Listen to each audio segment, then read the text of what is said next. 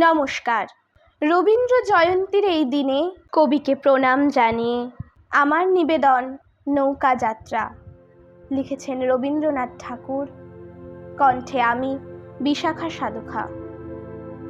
মধুমাঝির ওই যে নৌকাখানা বাঁধা আছে রাজগঞ্জের ঘাটে, কারো কোনো কাজে লাগছে না তো, বোঝাই করা আছে কেবল পাটে। আমায় যদি দেয় তারা নৌকোটি, আমি তবে 100টা দাঁড়াটি। পাল তুলে দিই 4টে 5টা 6টা, মিথ্যে ঘুরে বেড়াই না কো হাটে। আমি কেবল যাই একটিবার 7 সমুদ্র 13 নদীর পার। তখন তুমি কেঁদো না মা যেন, বসে বসে একলা ঘরের কোণে। আমি তোমা যাচ্ছি না কো চলে রামের মতো 14 বছর বনে।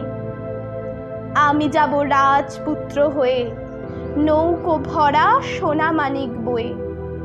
আশুকে আর শ্যামকে নেব সাথে, আমরা শুধু যাব মা 3 জনে।